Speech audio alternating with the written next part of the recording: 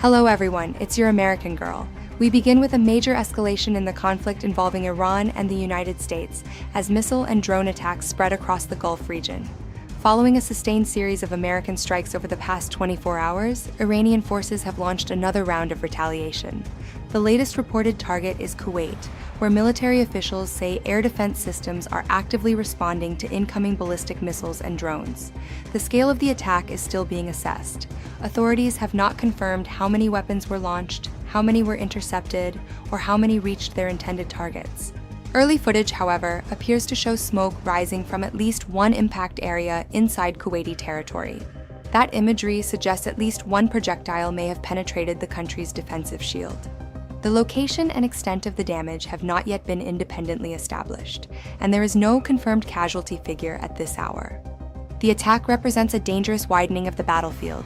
Kuwait is home to strategic facilities and occupies a critical position along the Gulf.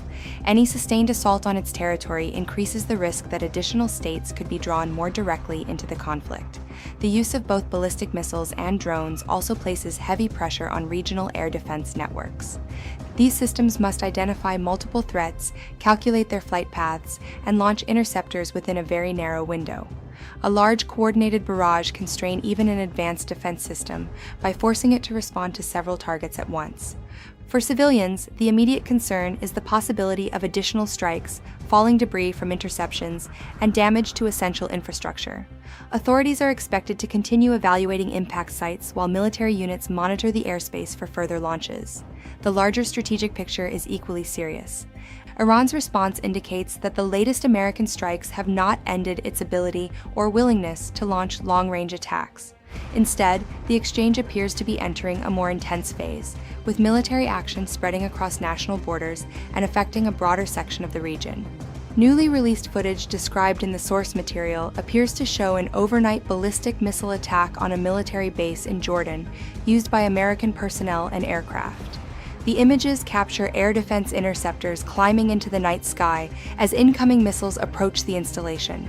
Several defensive launches appear to miss their targets. Moments later, multiple explosions can be seen at or near the base. The footage suggests that several incoming missiles may have broken through the defensive screen, although the number of impacts and the level of damage have not been officially confirmed. There is also no verified information in the supplied account regarding casualties, damage to aircraft, or the base's continuing operational status.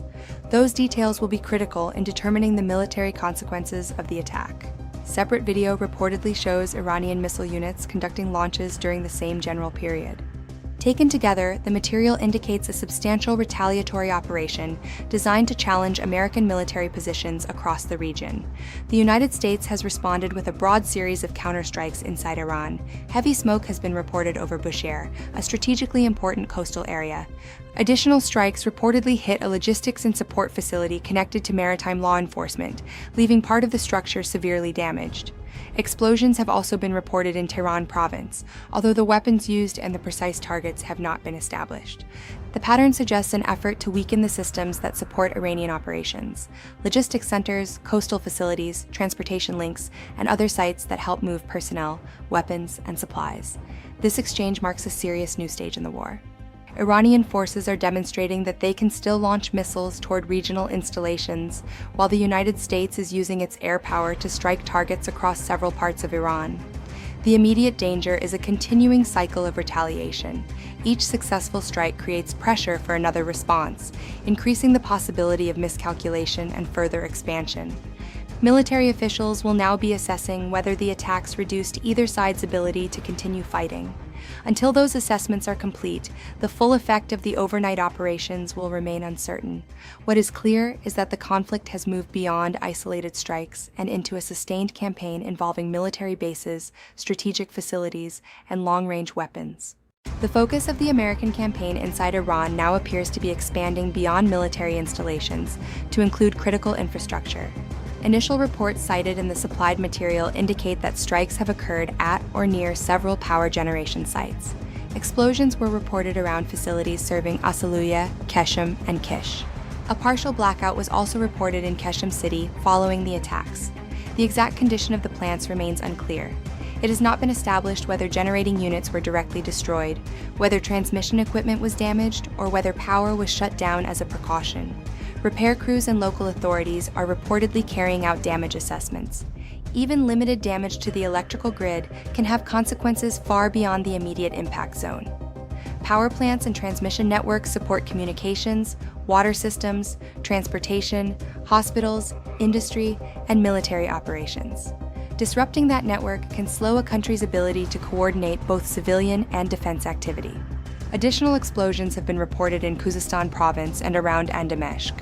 Those reports, combined with the attacks near coastal power facilities, suggest that the counteroffensive is spread across several strategic regions rather than concentrated on a single target area. The wider region is also facing continued instability.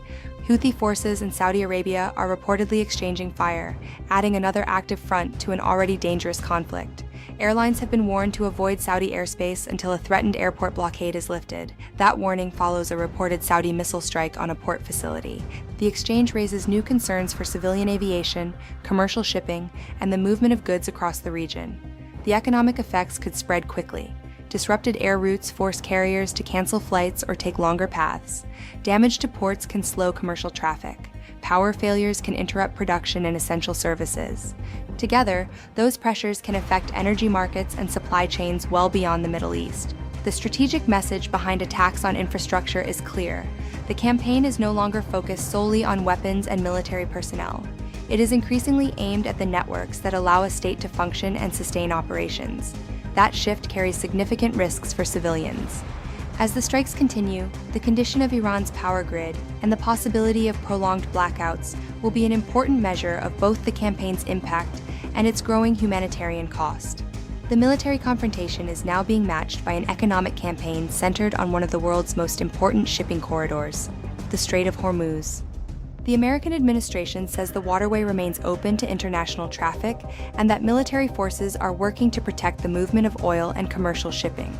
Iran, however, is being treated as the exception. A targeted blockade has been announced against vessels traveling to or from Iranian ports, as well as ships carrying Iranian cargo.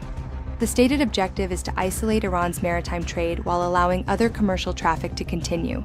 That distinction may be difficult to enforce in an active conflict zone. Ships must still pass through waters where military forces are operating and where the risk of attack remains high.